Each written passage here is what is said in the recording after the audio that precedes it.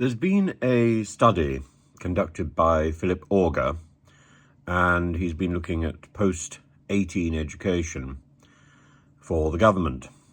And it's a worrying report that he's handing in.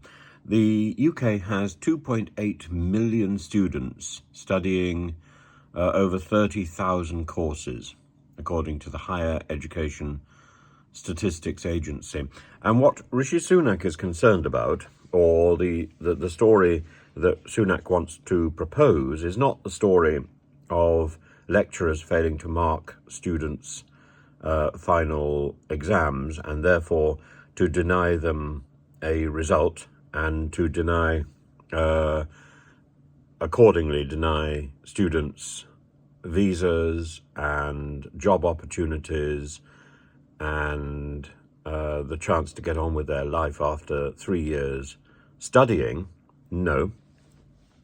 Sunak is concerned with poor employment prospects and high student dropout rates. Well, surely poor employment prospects are a result of not tackling the lecturer strike. So if the lecturer strike continues and if papers are not marked and students do not get the results that they are promised and therefore lose their visa or lose their job opportunities or lose the chance of taking on further education courses, then who is to blame for that? Surely the poor employment prospects have then been imposed by the government. It's in the government's offer or opportunity to sort this out, not necessarily by engaging with the strikers. Why would the government do that? It hasn't got a great history of doing that. No, by conferring those degrees, by encouraging the universities to confer the degrees, whether the result has been provided or not. There are systems within universities that suggest, for example, that a student's final degree result will not be lower than the various results that they've gathered over the 3 years in which they've been studying. And something like that simply needs to be put into action. But the idea that there are Mickey Mouse degrees, that there are degrees that are worthless, what Sunak and Gillian, Keegan, the education minister, call rip-off degree courses, that's been a debate for some time, and I think it's a distraction. Now this is being quantified, it's being defined. A rip-off degree is one that leaves graduates with inadequate pay and high debts. It's one where 30% of students have emerged from university, according to the OfS, without the chance of highly skilled jobs or the chance to go on to further study 15 months after they have graduated. So within 15 months, students are expected to have achieved something, according to the Institute of Fiscal Studies, according to the OfS, according to Sunak and Gillian Keegan. Sometimes it takes longer. The Institute of Fiscal Studies has said that 1/5 of students would be financially better off not going to university at all. And Sunak says that they would have been better off not being sold this false dream.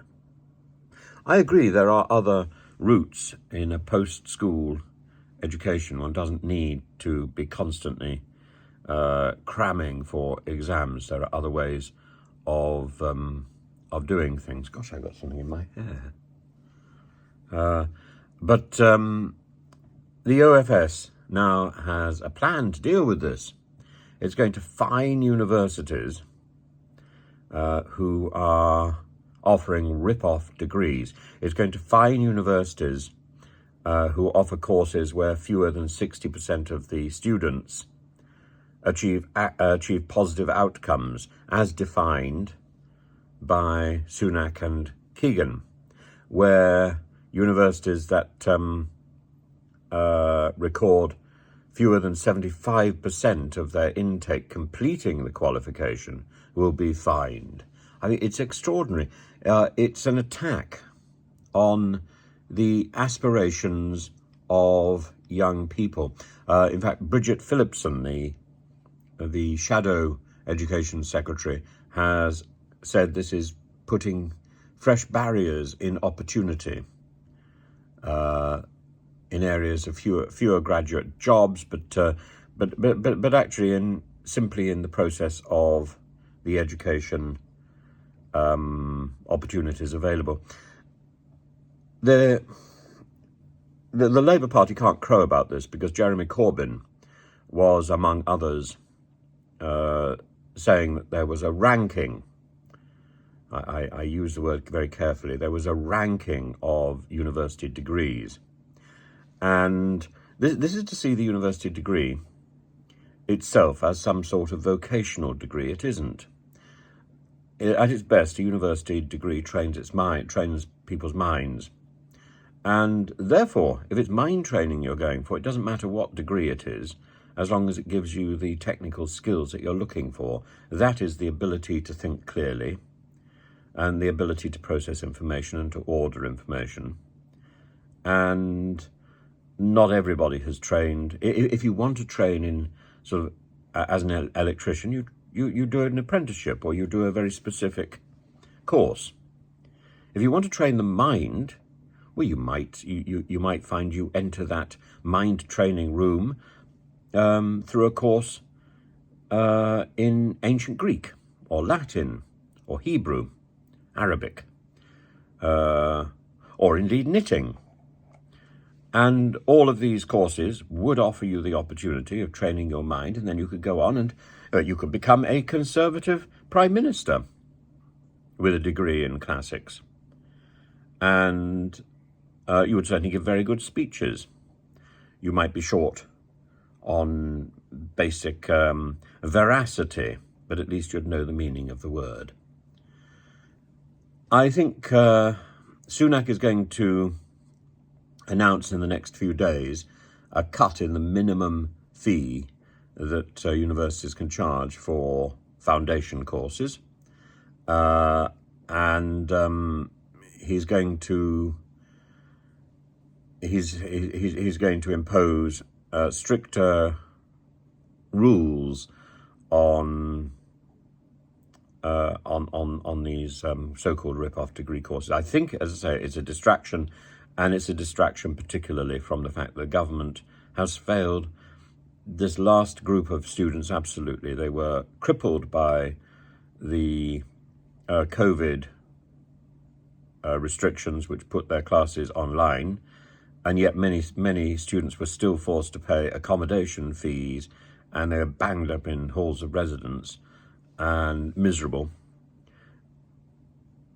And then in the last term, they find they can't get their results because the government and the universities can't get to grips with the demands to pay lecturers a decent living wage. This isn't that squabble shouldn't be something that is shouldered by students who have already paid out quite enough and will be paying out quite enough for the foreseeable future. For the privilege of what? Not getting their degree on time. Come on, Sunak, grow up, start shouldering some responsibility and stop messing around providing distractions. It's embarrassing.